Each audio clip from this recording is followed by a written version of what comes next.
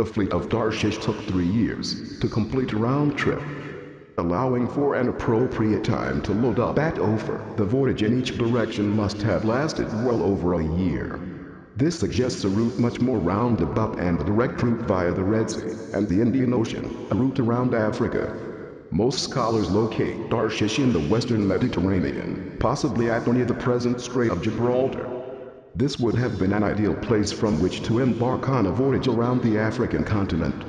Some believe that the name Tarshish meant smeltery.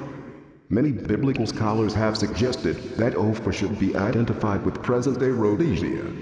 The Herman Peoples sees ships brought together evidence showing that the Egyptians obtained various minerals from Rhodesia in earliest times.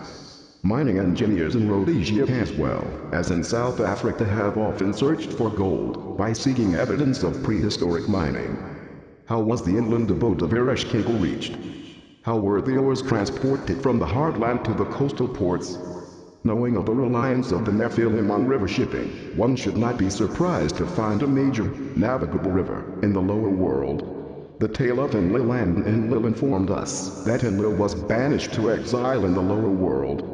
When he reached the land, he had to be ferried over a wide river. A Babylonian text dealing with the origins and destiny of mankind referred to the river of the lower world as the river Habur, the river of fishes and birds. Some Sumerian texts nicknamed the land of Ereshkigal the prairie country of Habur.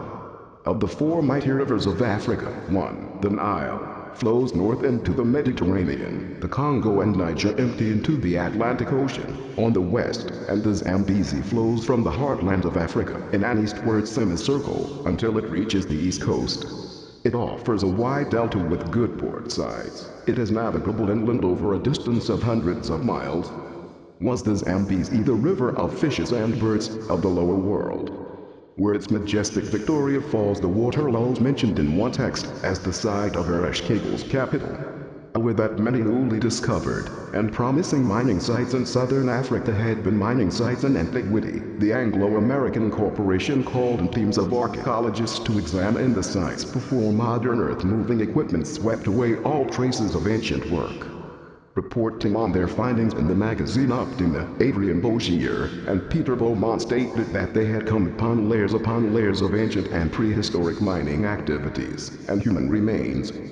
Carbon dating at Yale University and at the University of Groningen, Holland established the age of the artifacts as ranging from a plausible 2000 BC to an amazing 7690 BC. Intrigued by the unexpected antiquity of the finds, the team extended its area of search.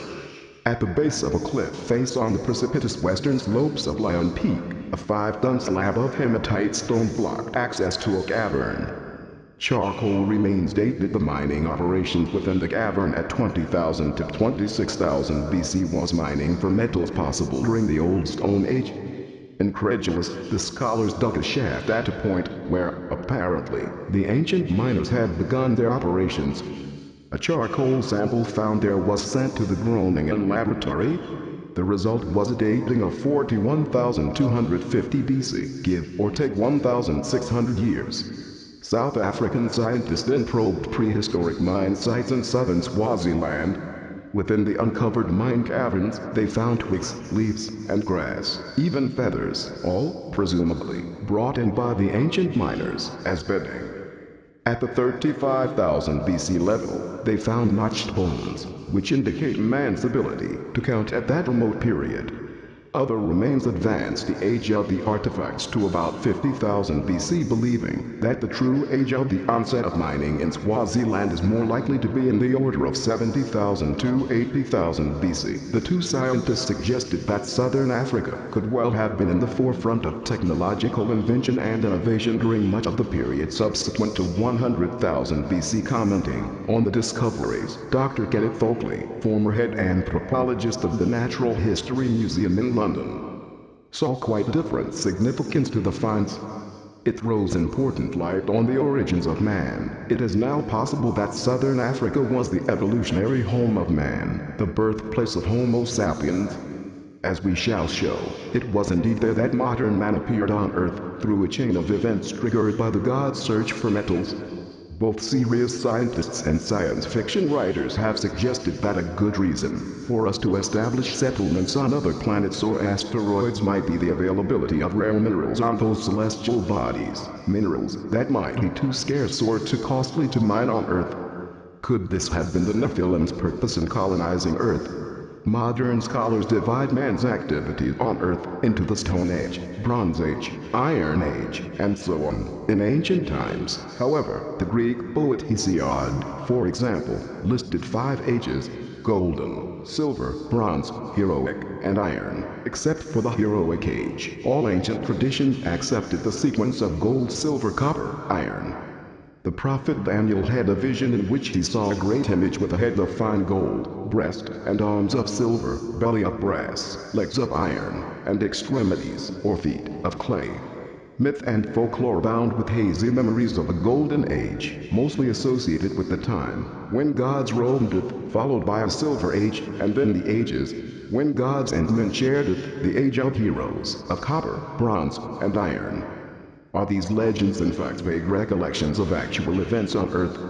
Gold, silver, and copper are all native elements of the gold group. They fall into the same family in the periodic classification by atomic weight and number. They have similar crystallographic, chemical, and physical properties. All are soft, malleable, and ductile. Of all known elements, these are the best conductors of heat and electricity. Of the 3, gold is the most durable, virtually indestructible. Though best known for its use as money and in jewelry or fine artifacts, it is almost invaluable in the electronics industry. A sophisticated society requires gold for microelectronic assemblies, guidance circuitry, and computer brains. Man's infatuation with gold is traceable to the beginnings of his civilization and religion, to his contacts with the ancient gods. The gods of Sumer required that they be served food from golden trays, water and wine from golden vessels, that they be clad in golden garments. Though the Israelites left Egypt in such a hurry that there was no time for them to let their bread leaven, they were ordered to ask the Egyptians for all available silver and gold objects. This command, as we shall find out later, anticipated the need for such materials to construct the tabernacle and its electronic accoutrements. Gold, which we call the royal metal, was in fact the metal of the gods. Speaking to the prophet Haggai, the Lord made it clear, in connection with his return, to judge the nations: the silver is mine, and the gold is mine. The evidence suggests that man's own infatuation with these metals has its roots in the great need of the Nephilim for gold. The Nephilim, it appears, came to Earth for gold and its related metals. They may also have come for other rare metals, such as platinum, abundant in southern Africa, which can power fuel cells in an extraordinary manner. And the possibility should not be ruled out that they came to Earth for sources of radioactive minerals, such as uranium or cobalt, the lower world's blue stones that cause ill, which some texts mention. Many depictions show Ea as the god of mining, emitting such powerful rays as he exits from a mine, that the gods attending him have to use screaming shields.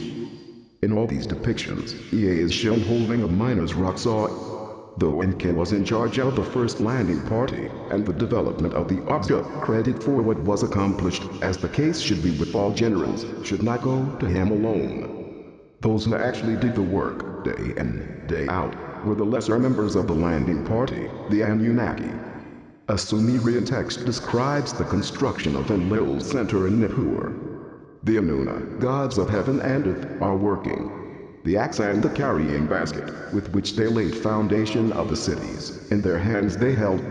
The ancient texts described the Anunnaki as the rank and file gods who had been involved in the settlement of Earth, the gods who performed the tasks. The Babylonian epic of creation credited Marduk with giving the Anunnaki their assignments. The Sumerian original, we can safely assume, named Enlil as the god who commanded these astronauts. Assigned to Anu to heed his instructions, 300 in the heavens he stationed as a guard the ways of Earth to define from the heaven, and on Earth 600 he made reside. After he all their instructions had ordered, to the Anunnaki of heaven and of Earth he allotted their assignments. The texts reveal that 300 of them, the Anunnaki of heaven, or Ejiji, were true astronauts who stayed aboard the spacecraft without actually landing on